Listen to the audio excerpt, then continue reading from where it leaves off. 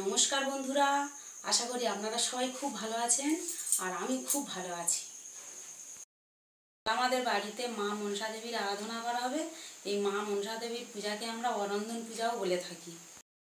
দিনে আপনারা কয়েকটি কাজ একদম করবেন না, সেগুলো আমি আপনাদের বলবো। আর সেগুলো জানতে হলে আমার ভিডিওটি আপনারা পুরোটা দেখতে থাকুন। মা মনসা দেবীর পূজা আমরা খুব নিষ্ঠা ভরে করে থাকি। মা মনসা দেবীর পূজা করার জন্য আমাদের খুব পরিশ্রম করতে হয়। যেমন বাড়ির সমস্ত জায়গা, ঠাকুর ঘর, রান্নাঘর, বসার ঘর সমস্তটা ধোয়া মোছা করতে হয় এবং পরিষ্কার করতে হয়। কোনো জায়গা বা কোনো জিনিস নোংরা বা অপরিষ্কার থাকলে মা মনসা দেবী অসন্তুষ্ট বা কুপিত হয়ে থাকেন। মাসের 14-15 তারিখ থেকে আমরা আমাদের বাড়ির কাজকর্ম কাঁচা কোচা পরিষ্কার করা শুরু করেছি। বাড়ির সমস্ত জায়গা পরিষ্কার, সমস্ত কিছু পরিষ্কার করা হয়ে গেছে। আজকে মা মনসা দেবীর পূজা, তাই আমি আজকে সারা রাত ধরে রান্না করব। তার জন্য কি কি এনেছে সেগুলো আমি আপনাদেরকে দেখাবো। দেখুন বন্ধুরা, আমি রান্না পূজা করার জন্য সমস্ত সামগ্রী রেডি করে নিয়েছি।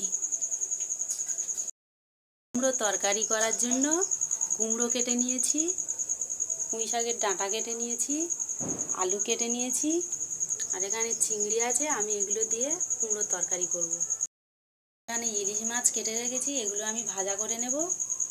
আর এগুলো ঢেঁড়স কেটে রেখেছি, এগুলো আমি ভাজা করব। আর এখানে আলু ভাজা করার জন্য ছোট ছোট করে আলু কেটে নিয়েছি। ডাল চচ্চড়ি করার জন্য ডাল ধুয়ে নিয়েছি।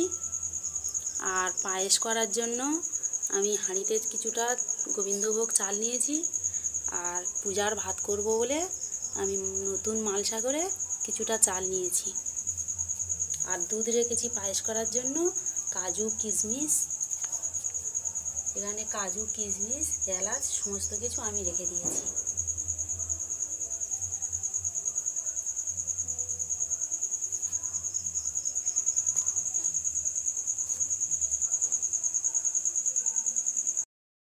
আমি তেলের পিঠে করার জন্য সুজি, এখানে ময়দা আছে, এখানে চিনি আছে, আর এখানে সব কিছু গুছিয়ে নিয়েছি এই তেলের পিঠে করার জন্য।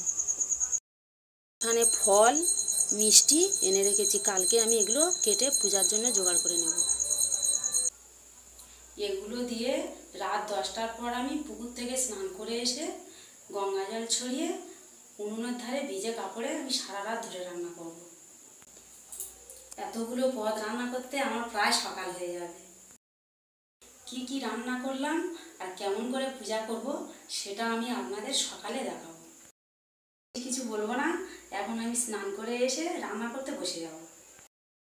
সকালে আবারও আমি চান করে সব কিছু পূজার উপকরণ সাজিয়ে আমার পূজা করা প্রায় হয়ে গেছে।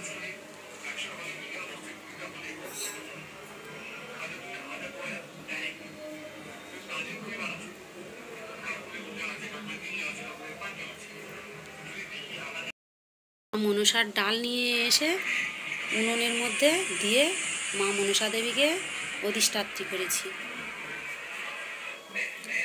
আর মায়ের জন্য দুধ কলা আর চিনি সন্দেশের ডালা দিয়েছি, ফলমূল কুচিয়ে পুজো দিয়েছি।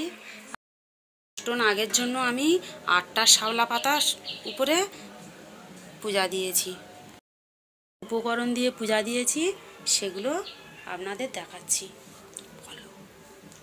কুমড়োর তরকারি আছে, এখানে পিঠে আছে, এখানে ঢেঁড়স ভাজা, আলু ভাজা, এখানে ডাল চচ্চড়ি, মাছ ভাজা, আর নতুন মাটির পাত্রে করে আমি পূজার ভাত রান্না করেছি। আর এদিকে পায়েস আছে। আপনারা মা মনসা দেবীর পূজার দিনকে কখনোই হেতালের বাড়ি দিয়ে কাঁসা বাজাবেন না। 2 হলো মা মনসা দেবীর পূজার দিনে কখনোই উনুন জ্বালাবেন না। আপনারা যদি প্রত্যেক দিন সকাল ও সন্ধ্যায় মা আস্তিক মুনি মা মনসা, আস্তিক মুনি মা মনসা, আস্তিক মুনি মা মনসা ও জরৎকারু মুনিপত্নী মা মনসা, জরৎকারু মুনিপত্নী মা মনসা, জরৎকারু মুনিপত্নী মা মনসা, এইভাবে 3 বার করে বলবেন, দেখবেন আপনাদের কখনোই কোনো অনিষ্ট হবে না। আপনারা যদি চান এইভাবে মা মনসা দেবীর পূজা অর্চনা করতে পারে। মা মনসা দেবীর পূজা করলে মা মনসা দেবীর কৃপা লাভ করা যায় এবং সংসারে সুখ শান্তি ফিরে আসে। বন্ধুরা, এই ছিল আমাদের আজকের ভিডিও। আমাদের ভিডিওটি পুরো দেখার জন্য আপনাদের অসংখ্য ধন্যবাদ। আপনাদের যদি এই ভিডিওটি ভালো লেগে থাকে তাহলে আমাদের এই ভিডিওটিকে লাইক, শেয়ার, কমেন্ট করে অবশ্যই জানাবেন। আমাদের চ্যানেলটিকে ভালো লাগলে অবশ্যই সাবস্ক্রাইব করে দেবেন। বন্ধুরা, ফিরে আসবো আবারও অন্য কোনো দিন অন্য কোনো ভিডিও নিয়ে। ততক্ষণ আপনারা সুস্থ থাকুন আর ভালো থাকুন। বলুন জয় মা মনসা, জয় মা বিশ্বহরী। নমস্কার।